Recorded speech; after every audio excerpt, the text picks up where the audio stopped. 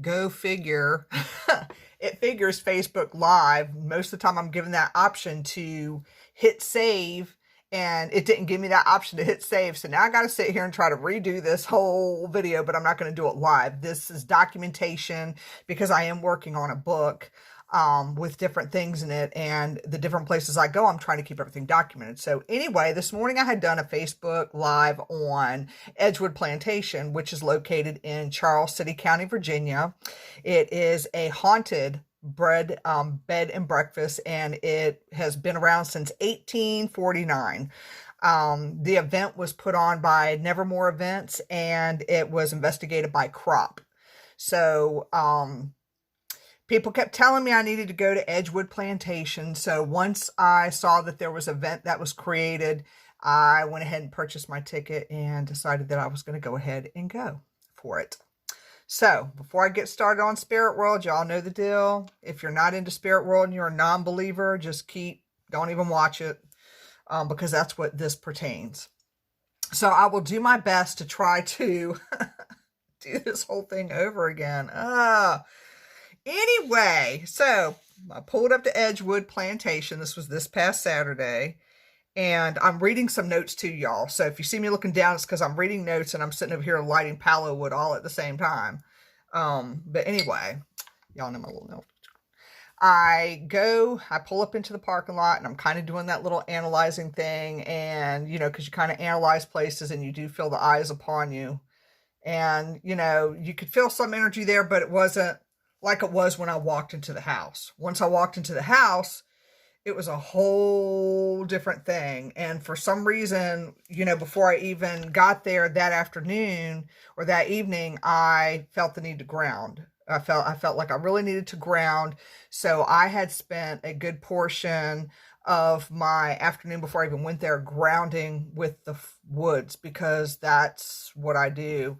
But, it's funny how your intuition tells you need to do certain things, and I most certainly see why I needed to when I look back on stuff. So I get into the house, and it was like a rush of spirits everywhere. You couldn't see them. You could just feel the different energies. And I mean, it was like somebody had dropped a brick on my whole body, because most of the time when I go places, when my spirit guides or angels, whatever's around me are saying, let me protect you, it's like somebody takes a hand and puts it over my head, like we're going to protect your crown chakra, we're going to protect you. And that's what happens to me sometimes when something is not really a good thing. That's what happens. Or if it's overwhelming, it'll be like somebody had put their hand on my head. So anyway, it didn't feel like that. It was just on my head. It was on my entire body. Like somebody had just draped my whole body. Like, we're going to just cover your whole body or ground your whole body. So you were allowed to walk around. You were allowed to visit the different rooms in the beginning when you were there. So I did do some walking around, and there were some things that I left out of my other video. I had taken fluorite and shoved it down my shirt too. So I had it in my bra. I do carry stones there sometimes. So I had a nice piece of fluorite there. But anyway, I'm walking around and I'm starting to see these shadow figures move about. And I look at the front door and I see a woman. She's walking back and forth. And I was like, oh crap. She's just going back and forth, back and forth, back and forth. Well, I had went outside to get some stuff, and I came back in and I was standing in the front door. I was talking to another investigator that I had met prior. And she was like, move. Like, we were standing in her space. We were like keeping her from going back and forth, if you will. So I told the other investigator, I said, this lady stays at this front door. She goes back and forth. She don't like us standing here, so we need to move respectfully. So respectfully, I moved, because, you have to respect spirit. So it was very interesting, walking from room to room, because there wasn't one room that you didn't walk in that you didn't feel like that something was watching you in that room. But the woman at the front door stepped out the most, because like I said, we're at her front door. It's inside the plantation, not outside the front door of the plantation. When you're actually in the house, she doesn't like that. She doesn't like people talking right there in that spot. It's just rude to her. So we ended up moving. So originally we started out in the basement when we started our investigation, and There were spirits there. There were multiple spirits there, but they hide. They were hiding. And so there was one particular child spirit there. There was like I said, between the ages of 5 and 6 years old. She had dirty blonde hair and it was long. It was straight too. It wasn't curly. And she had on a white dress and she just kind of, there's a staircase that comes down. She just kind of peered, around the staircase, like kind of seeing curiosity what was going on. So there was another spirit when I was sitting in the back of the basement. It was in the back room because there was a place where we were eating at, and I could feel a cold spot up my back. So I knew something was hiding there, but they didn't show who they were because sometimes they just either make you hot, cold. Sometimes they don't want to be seen, and sometimes I don't want to see them. Really, I don't. But I could feel them. So me and another investigator were kind of sitting diagonal from each other. And at one point there was a white mist that crossed in front of us and she felt a chill, and said that she felt something there. So, excuse me, I'm sorry. After, leaving the basement, I told her, I said there was a white mist that kind of passed, back, in front of us at that time. There was some movement in the kitchen area too. I don't think I put that on my Facebook live feed, but there was a spirit passing back and forth within that kitchen area too. That was not a child. So that was very interesting to me to see that. So, we went from the basement to the slave quarters, and the slave quarters was very interesting because there's a male spirit that steps out there. He doesn't step out right away. When I got into the slave quarters, when you go up the staircase, you're just going straight up a staircase, and to the right when you get to the top is a kitchen, and to the left there's like a little living room area, and then there's the bed there. It's almost like a studio apartment, if you will. Well, it is. But anyway, as soon as I sat down in one of the chairs, I was hot, very hot. My face got hot. My body got hot. Now, y'all got to keep in mind, I got a long sleeve shirt on. They had heat in there too, by the way. They had heat. And I had on a lined weatherproof coat. I was hot, like really hot. So I kept thinking to myself, am I having a hot flash in the middle of this whole thing? So I did unzip my jacket before we got everything started. But they start asking questions, to, just throwing questions out there. Is anybody with us? When you're starting your session. So this black figure is in the back room. There was the bed, and then there was another little black room. So there was a black figure standing there, and it was kind of standing in behind the investigator. And I let her know, like, yeah, a figure standing there, and he was kind of just standing there. But as soon as, you called him, he kind of manifested into this little black ball and kind of dropped himself in between the investigator and another young lady that was a sensitive empath there. And it was interesting because the K2 meter, I believe, picked that up as well. But I, all of a sudden, got cold. I got a cold sensation all down my left side. And I actually ended up thanking him because I was hot. So I was like, thank you for cooling me off, because I was extremely hot and I wanted to be cold. And it wasn't one of those outside freezing colds. It was just, you knew that there was a temperature fluctuation there. They did have a periscope in that room, which, when you ask the spirit to walk up and touch it, it's multiple little like tubes coming out, and then it moves from one color to the other. So you can ask it to change the coloring, move it one at a time, and it'll change the color. So we did have that proof there, because as y'all know, with me, I do a lot of private homes. I have done some businesses, private homes, when I go out and do things like that. So the whole historical part and being with a group of people is very new to me, doing that. And I know that I've said that a couple times, but it's new to me. So I'm kind of enjoying both ends. I kind of like the private sector, but I like being with a group of people too, because it's just, it just makes it fun when it's more than one person, and it's a big change for me. So anyway, at one point I felt like something had scratched my arm. I started to get a sensation here, and I'm like, I know that's not my tattoo, even though I had that, recolored. I was like, I know it's not that. So I didn't want to pull my coat off in the middle of them investigating, so I had to wait until we left, and then I pulled my coat up, and of course nothing was there, but maybe it was just spirit at that time trying to show me, what they were going through, because when I look back at things, I was really hot. I mean, like fever hot, cold, and then my arm hurt, and the spirit box that they had picked it up that he was cold, that he was sick. And I was guessing, we were, not just me, but we were guessing it was maybe TB or something like that killed him. He picked up something and got sick. It wasn't like a wound or anything like that. It was actually a sickness. So, we go from the slave quarters to what is called the mill. And, at first I'm thinking it's a barn, because one of my friends was like, it's the barn. And I'm like, it's the mill, but it did look like a barn to me. But when you get to the mill, there's an energy shift there, and it is feeling a lot darker there.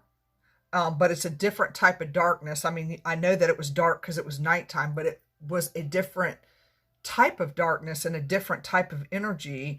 The energy there just felt cold and dark. It really didn't feel nice at all. I mean, I didn't feel threatened or anything. It just felt different. And so as I sat down, here comes that coldness, and I'm like, oh, it's a different type of cold. It's not like an outside cold. It's a different feeling, and I don't know how to describe it. It's just different than regular cold. So as I sat down, I'm like, kind of looking around, and out the corner of my eyes, I could see popping white lights. I could see green lights even in front of you. I would look, and I could see popping lights, different types of lights. And at first I'm thinking, these are cars passing by. Maybe there's cracks in the walls, because it was wooden. So I was like, well, maybe there's cracks in the walls and the lights are creating that. But that wasn't it either, because when there was no cars going by, there were white strobes of light, green and red. And one of the girls that, again, is a sensitive empath, she started picking up a spirit that she said it was like a blob of yellow light leaning over one of the investigators, and somebody took a picture, and you can see that yellow mist in front of the investigator, and they're right over her head. So that is posted on my Facebook. I took it from the guy that actually took the photo. I asked him if I could use that. So that was a validation there. The mill, I was really happy to leave it, because at one point I felt like my arm had been cut or hurt, and I just kept seeing a lot of blood with that. And my head, I felt like I was hitting the head. And like I said on my live, it wasn't a spirit that hit me in the head. Sometimes the spirit makes you feel things so that you can know what happened to them. So I just felt like my arm had been like cut off. I don't know, like I lost a piece of me. And I just kept seeing a lot of blood, just blood, blood, blood. So, and at one point, a man did step out. He was in his early 20s. He had brown hair, and it was kind of unkept, like you get up in the morning and you're not combing your hair right away. Y'all know how that is. He had it was long. It wasn't tight. It was longer hair that he needed a haircut, bottom line. And he had blue eyeballs, blues. And he had on a work uniform. I mean, you could see the outfit he was in. And of course, I saw the white shirt, but all I kept seeing was blood. And I'm thinking to myself, this 20-year-old is showing me that he was injured here. Now, I don't know how to get the history to validate that, but that is what he was showing me.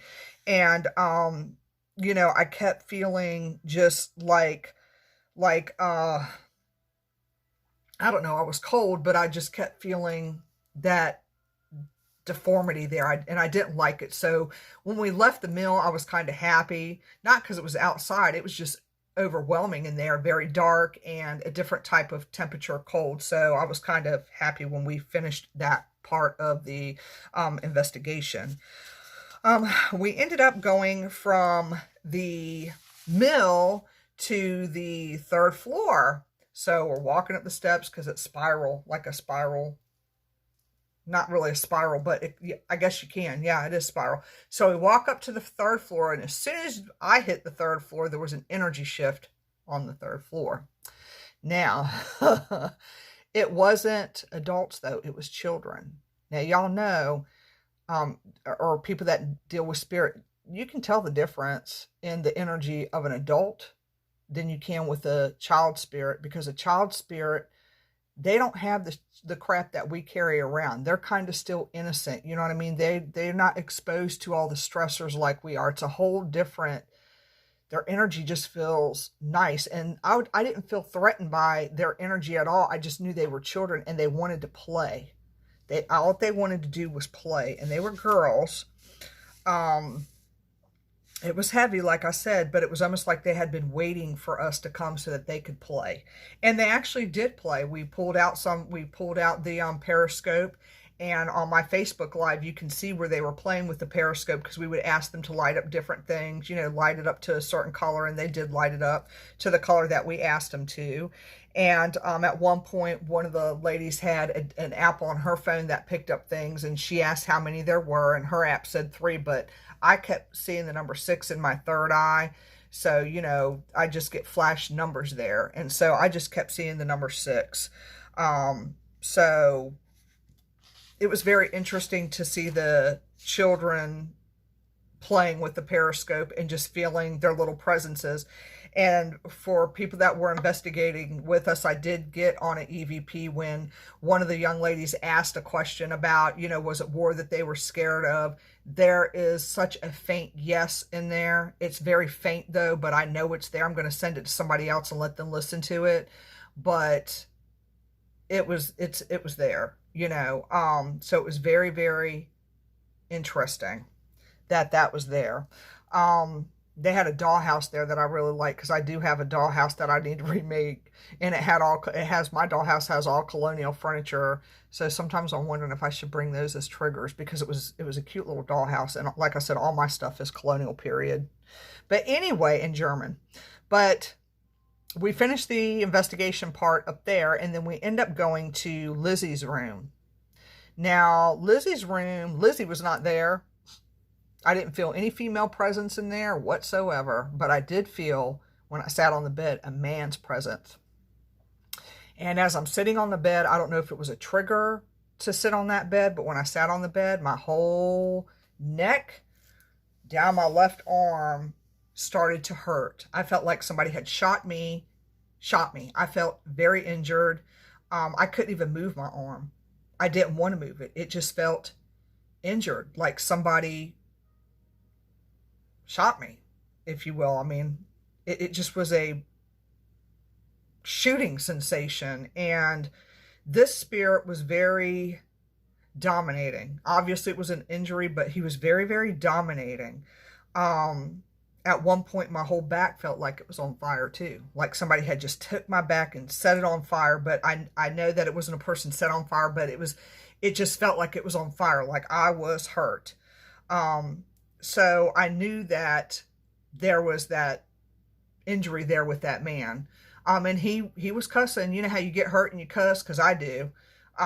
That's how he was. It was almost like we did get fuck on an EVP, and we did get son of a bitch on an EVP, but it wasn't like son of a bitch real fast. It was son and then of a bitch. It was kind of not EVP, I'm sorry, spirit box. I keep mixing up my equipment. But we did get that, and I'm like, dang, he must be pissed off that he got injured. Like it was something that was very painful, you know, like you're cussing and you're like, damn it, you know, and you're in that mode. Well, that's what mode he was in. So I started to get a little tired there. So it was, Lizzie's room was active and interesting. The bottom line with Edgewood is that it really is worth going to Edgewood Plantation. So if y'all want to rent a room there, or, you know, book a room and stay overnight, you can. You just got to go to their website and look at the different prices. I would like to stay there personally, overnight, just for a night of investigating and seeing what I could get. I would have to pick which room I'd want to be in. But yeah, I would like to stay there. It's worth going to, and it is worth staying there. It just, I don't know. It was just, I'm glad I went. I'm glad that the team that I was with was a good team. And, you know, if they put, like I said, if they put on any events, go, you know, get your ticket and go, to any events. Like if C.R.O.P puts on something, go to their Facebook page or go to events, or, the place to find out where all the events are is Virginia Paranormal Events. And then John Stevens puts out everything on, and anything he can, whether it's readings, EVP sessions, whatever people pick up, he's going to put out there. So, but a lot of it is events. So if you want to learn more about the events, then that's the page you need to go and like. But anyway, I had a really good time at Edgewood Plantation. I don't regret going.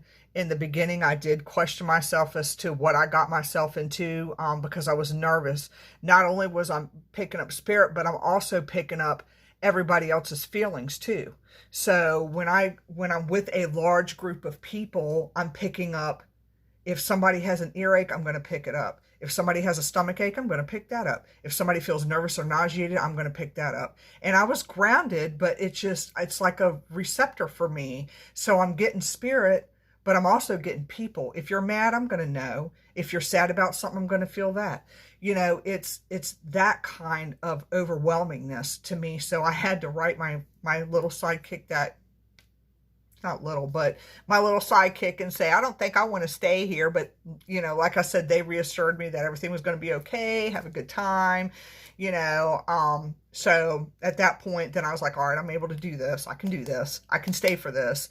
And I knew I was in good hands with people if something happened to me, because I know Dennis wouldn't let anything happen to me. He don't know me that well, but I know that he wouldn't let anything happen to me. So, because of the gifts that I do have, so I feel safe with that. But anyway, let me back up a little bit. I had my fluorite, right? And I also, these are things that I ground with sometimes, silver. Okay. First trip to the bathroom. Now, I had that fluorite packed, y'all. I had it packed down in my bra because I carry stones there. That's the good way to ground, is carrying stones there. And I'm going to do a different video on grounding. But anyway, I had it there. As soon as I went to the bathroom for the first time, out falls my stone. It was like it did not want to be there. Okay, because once you start to learn about stones, And I was like, so I had to take my stone. That's why I was late for the basement investigation, and I really couldn't record, because I had to go carry the stone out to the car. It didn't want to be there at all. I had to put it back in.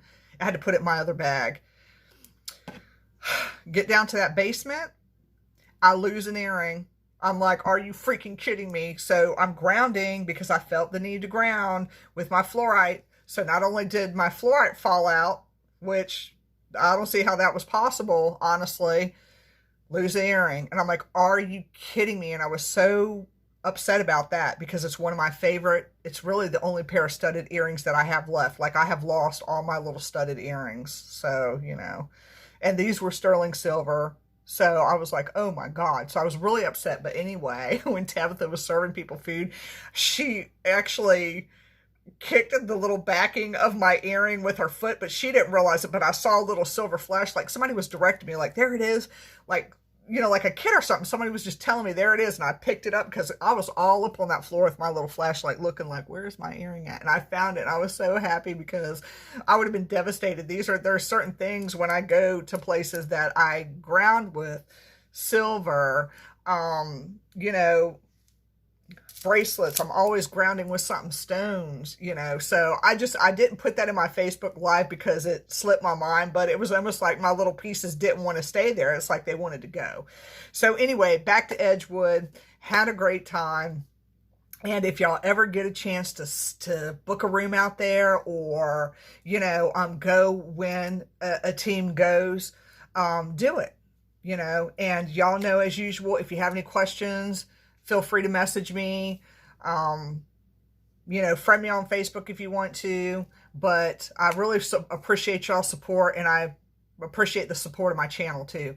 So with that said, go to Edgewood Plantation. It's well worth it. And if there's any events that are popping up, go to Virginia Paranormal Events. You can see all kinds of stuff. All right, y'all, have a great day.